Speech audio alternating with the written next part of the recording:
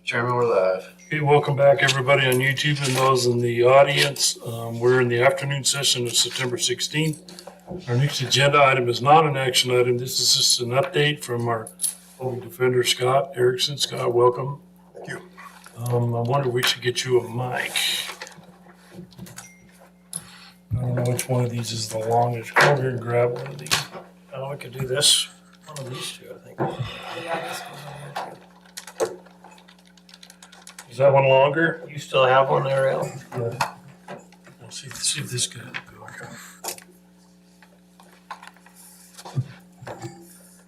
go. Reach. Close enough, right? I can just sit right here. That's There you go.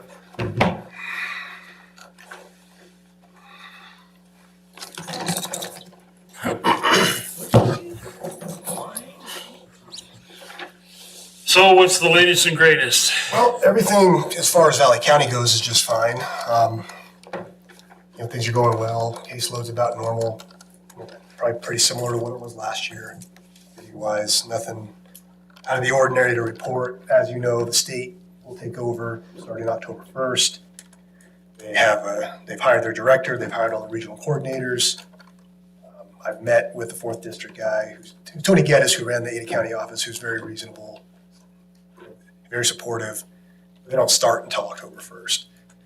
They sent out proposed contracts for the contractors, which I have yet to sign. We're still talking if we're going to be able to do it or not. I don't know at this point if we're going to be able to. I'm hopeful that we can. I've got a bunch of cases still pending. Of course, if we don't, we'll just have to let the state take those over, I guess. I mean, that's kind of where we're at.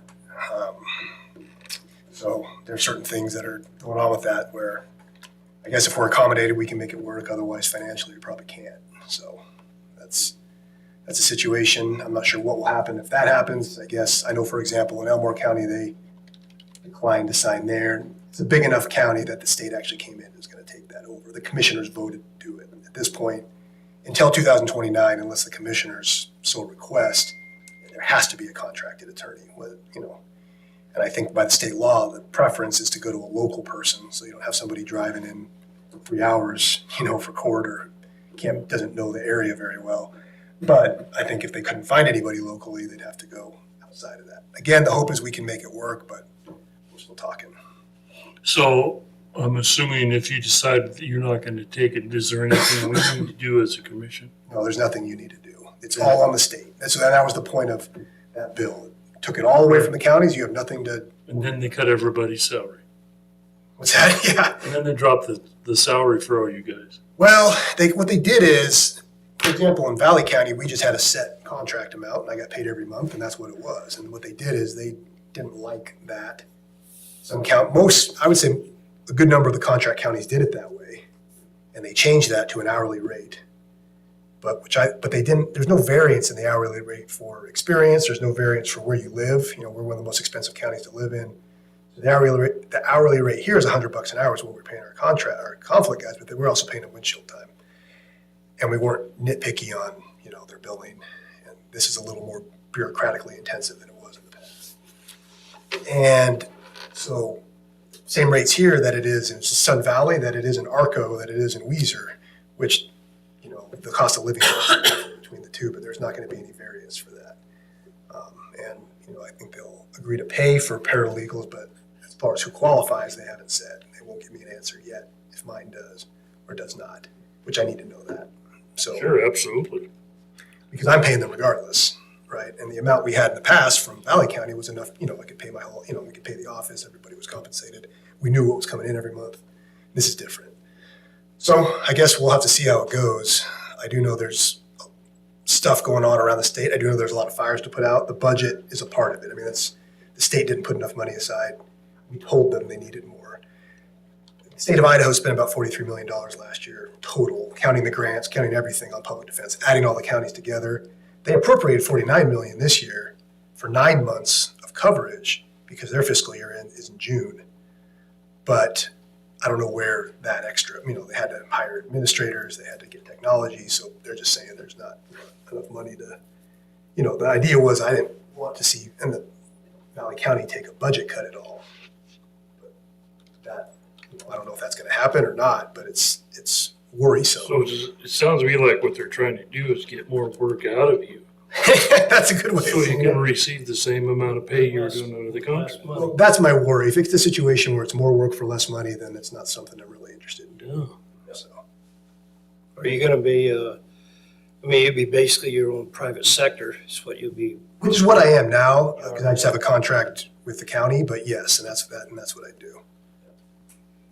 Did you have enough to keep yourself busy? Or? Oh yeah, we do, and we turn away a lot of stuff that you would take but for doing the contract stuff.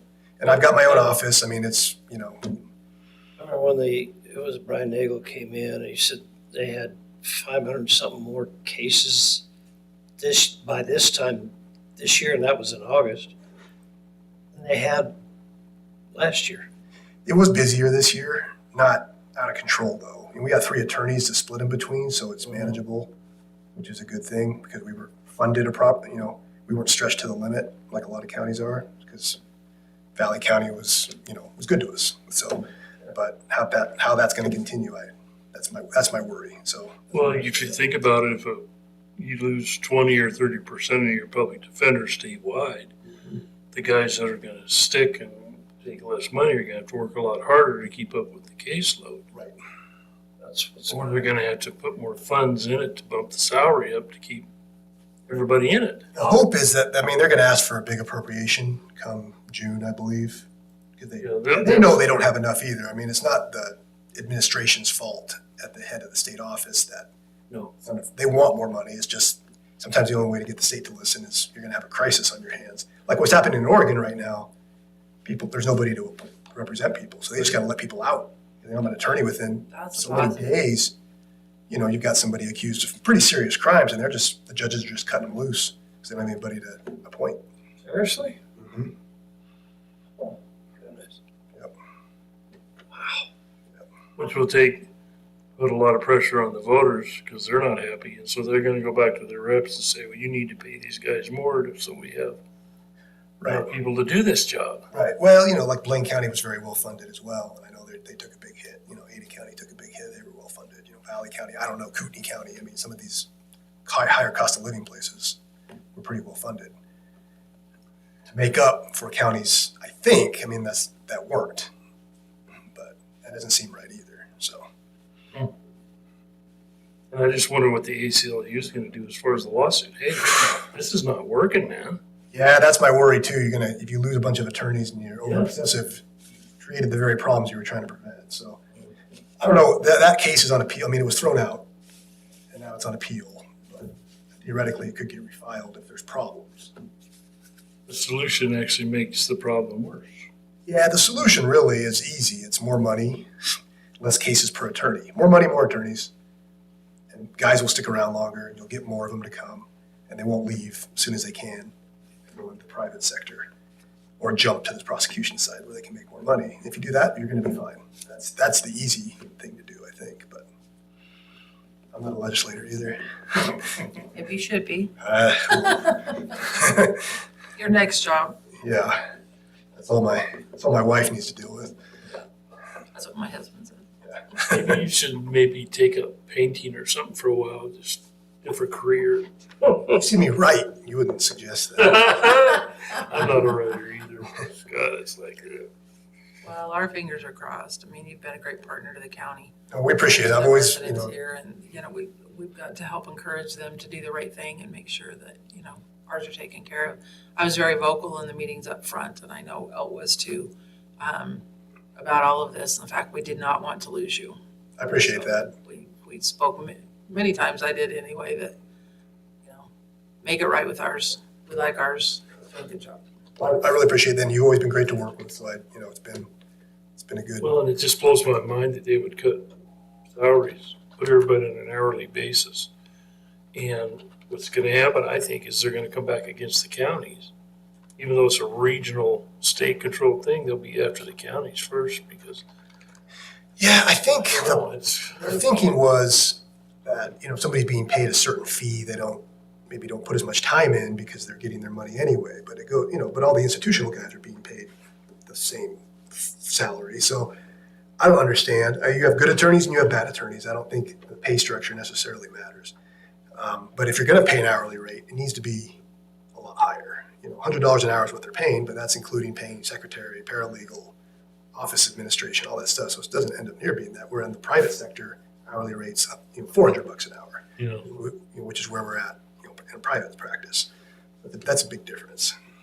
Makes it tricky. So you have to pay your staff a minimum of 100? No, I don't. They pay me 100, but if you're paying, Like And he your gets nothing because he's got to share all that with everybody that he pays. correct. Yeah. So I'm paying a paralegal, I'm got a legal secretary, and all the office expenses.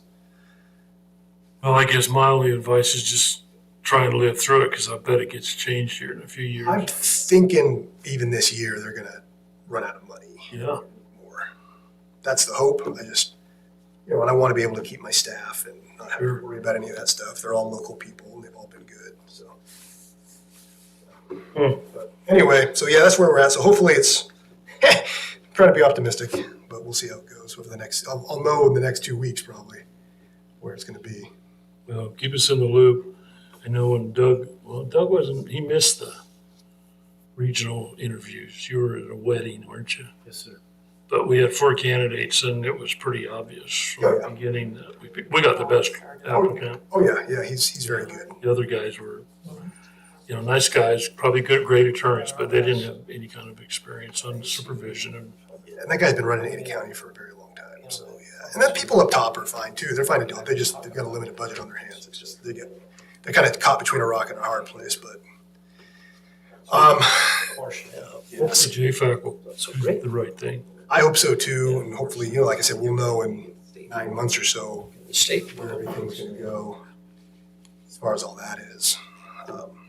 Have the SPD people come and sit down with you guys? Have they actually done it all? Haven't heard anything from anybody. Okay. I think he's got his hands so. They're pretty busy. I mean, they're just trying to fill positions all around the state. He was just at the meeting.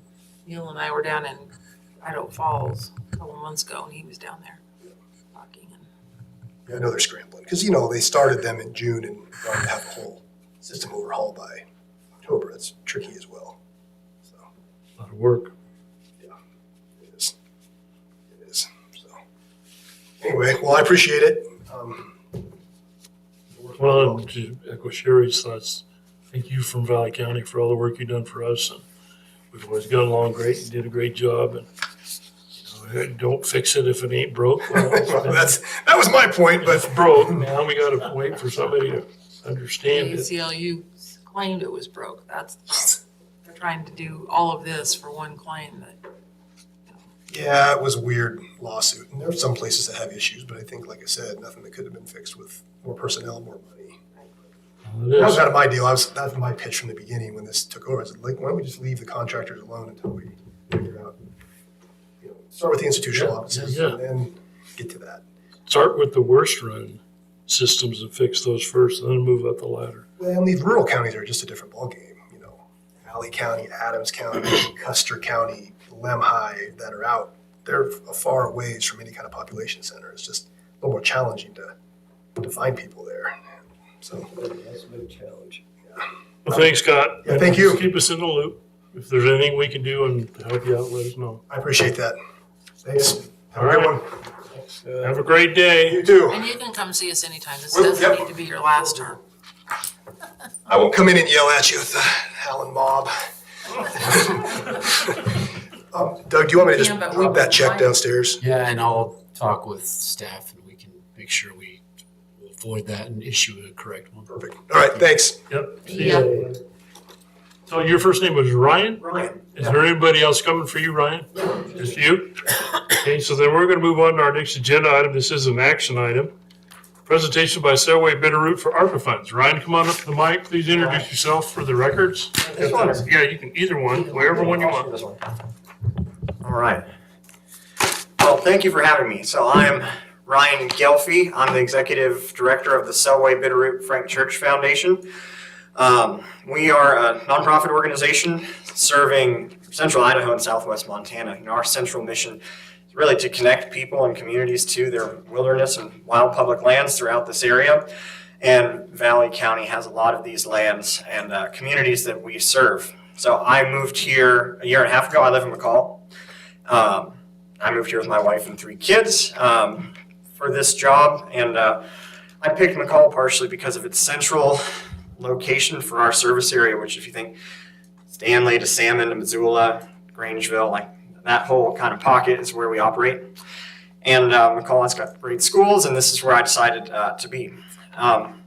Anyhow, so today I'm requesting $25,000 in ARPA funding to help us to expand our new youth wilderness program. And so I'll tell you a little bit about that, to expand it into Valley County, where we have not done these youth wilderness expeditions yet. So we started a new program this year, actually. It's a pilot program serving youth at ages 12 to 18. And what we do is we take these young people on multi-day immersive backpacking trips into wilderness and or wild public lands. Backpacking where you're carrying all your food, all your gear, all your tools with you on your back into these places. That's what the wilderness areas mandate, but also in non-wilderness, the same kind of thing applies. And so the goal is to get local kids into these wild lands in their backyard. And it doesn't happen as much as you would like. There's a lot of kids that haven't had those opportunities, and we've seen that firsthand. And so that's what this program is intended to do, to kind of really help us extend and further our mission, which has traditionally been working on trails in wilderness with college-age folks, paid trail crews, adult volunteers. But this youth piece we really found was necessary and important. So what these expeditions look like, SBFC has paid leaders, paid like trail crew, wilderness leaders, and interns, and we lead on 4 to 6 day expeditions. And there's about equal component of like a trail stewardship component, which is beneficial. I mean, we get needed work done, but really it's kind of about that educational piece and connecting the young people to how you actually work on trails and how this happens out there. But also like wilderness and wildlands education, like how do you take care of yourself and pack a pack and deal with weather and bugs and cooking for yourself, all the things it takes to be out, in these places. And so the young people also get a community service credit element to it, which a lot of people need. So it's anywhere from 30 to 40 hours, which was really compelling, we found. And with the young people that we brought out this year and the schools that we worked with in like Idaho County and Valley County, which is where we did these programs for this first year. So the program is not really about the trail work. That's secondary. The metric, like clearing trails and doing all that, it's awesome and it's great. It's what we do a lot of, but it's really about creating life-changing experiences for young people. I can personally attest to having gotten taken out by my parents and gotten all these experiences as a young person, and many other people can too. And so for us to reduce barriers to entry to wilderness and wild public lands for anybody, for these young people. So what we do is we provide local transport, any gear that they need. We have created this whole gear library. So if you don't have something, we've got it. All the food's provided, and then the leadership, which is the big part. We have people that can safely and effectively lead young people in the wilderness. So, and there's no cost to participants. That was key. This is not a paid, go get on this expedition, your parents pay $1,000 or $2,000. Like we will not charge for this. So that's part of why we actively and aggressively are working on building funds for this program. And then finally, putting these expeditions on is huge. It's what we do, but it doesn't really reduce all the barriers. A young person has to know about something in order to have a chance to do it. And if we simply put these opportunities out to like our normal email list and social media and what have you, like that'll hit some subset of people, but it's not that great. And so for us, getting into schools has been a big part of what we've done this year. And we visited, in person, 12 different schools in Valley and Idaho County. Often, generally providing like a whole hour-long lesson. Our youth program director goes in and, a lot of teachers are like, wow, we'd love to have you. And they come in and teach a lesson and say, hey, here's this opportunity. And a lot of kids did come from that avenue. And so for us, that's another one of those big, like, how do we actually really reduce barriers for young people who want to have this or who would like to have this kind of experience. So in the bottom line, that's the primary factor we want, is if a young person has a desire, we'd ultimately like to be able to serve them and to serve, the young people that live next to these big, public lands, these wilderness areas. They affect them a lot, and we want them to be able to, enjoy them, see them, benefit from them. And, have that experience to take to the rest of their life. And, many of them, well, if you don't mind, Come on up. So these kids are Valley County kids then? they don't have to be. So the way we've done it this year is, Oops, yeah, don't trip over that one. I'll try not to. Back over here. So, the young people apply. We had more young people apply than we had spots for this year. And it's open to young people from Idaho and Montana, but, the direct outreach made a big difference. Most of the Idaho young people that came this year were from communities in and around like that. They weren't all from Idaho County, but in that corner of the Selway Bitterroot, and same with Montana. And so that's what we're going to try and replicate here. That's the goal. But we do preference, so let's say we have 3 expeditions, which is what we're proposing, that are available in Valley County. If we had, 15 Valley County people apply and actually, responded and signed up, we would put preference for the kids that were from here. But if there's not all full with kids from Valley County, we wouldn't limit it. But it is for Idaho and Montana. That's the intention overall.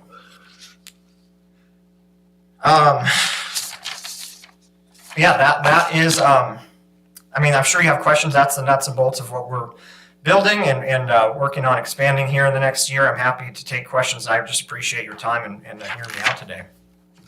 Ryan, do you know what we used to do in the past as far as the amount, or maybe double? Oh, We well, used so- to give you guys, I think it was, It was through the Secure Rural Schools Act funding, I believe, which is still not operating yet for next year. It sounds like it might get back going. And that was for slightly different programs. Like last year, so I'm obviously pretty new, but we had $59,000 from Secure Rural Schools funding in 2023 for our more traditional programs, which are interns, paid trail crews, more adult volunteers that worked in and around the Frank Church River No Return. So that was our funding from that I source. think that was the RAC funds. That was Yes, it's RAC funds, correct.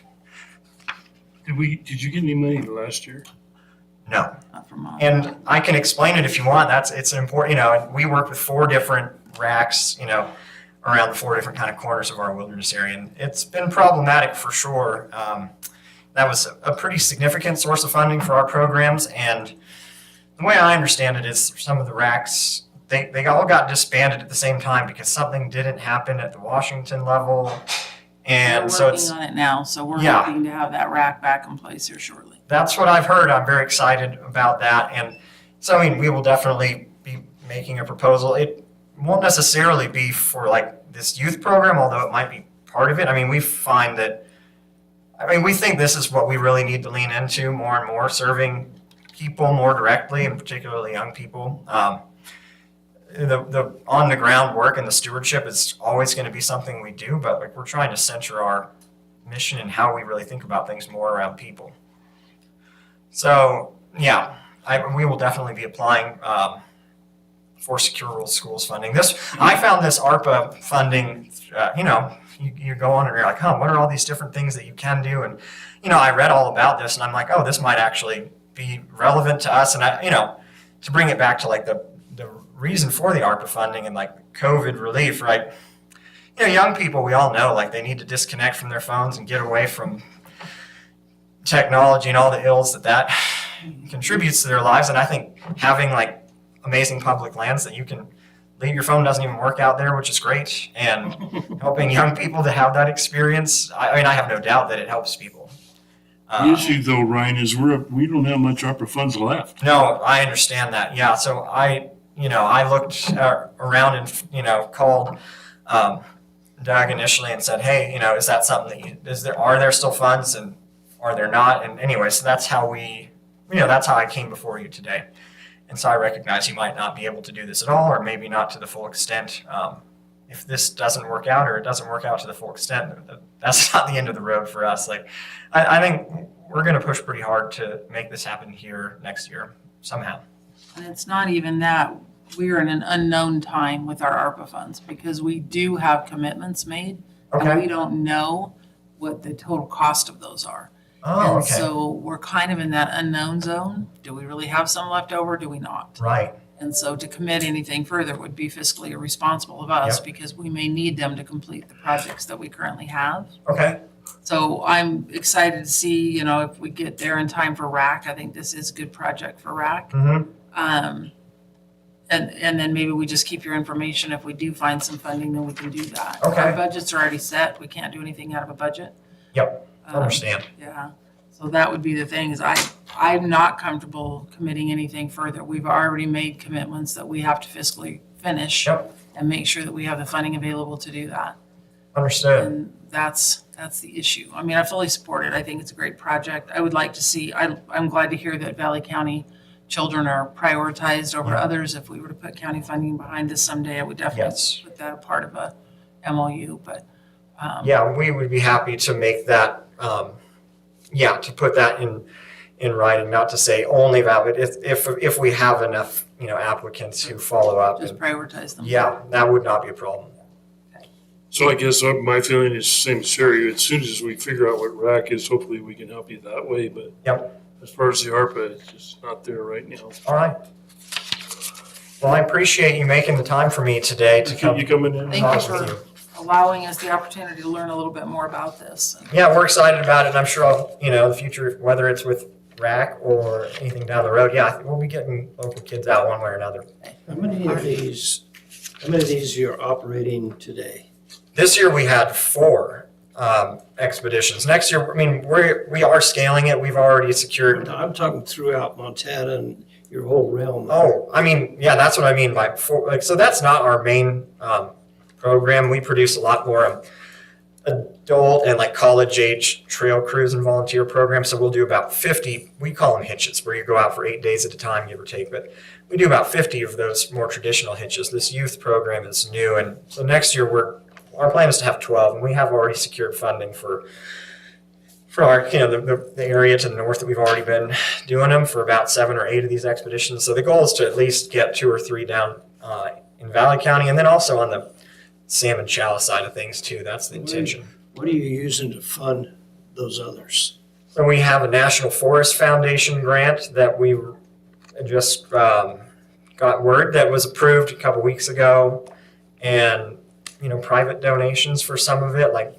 we had a couple family foundations, a few electric co-ops, Bass Pro Shops. There's it's kind of that's how we operate. It's a hodgepodge, and but project-specific funding, like I've described today, those are, without that kind of project funding, it doesn't work, no. Might go back to the NFF because they are working on a wildfire mitigation project in Valley Here, County. yeah. Heavy acreage in Valley County. As they should, and I wish we had a little more to talk about and to do with wildfire. It's not something that, our kind of mission and mandate that we are not doing wildfire mitigation as an organization. It would be easier to find funding if we did, for sure. But yeah, All right. thank you very much. Pleasure meeting you. And hopefully we'll get the rack going soon. Okay, All right. yes. Thank you, Ryan. Have a Good great day. So our next agenda item is an executive session to communicate with legal. So I'm going to make the motion. We go into an executive session per Idaho Code 742061F. Do I have a second? Second. We have a motion and a second by roll call, please. Thompson, aye. Pop and I. Hasbrook, aye, and Doug will be in right about 2:00.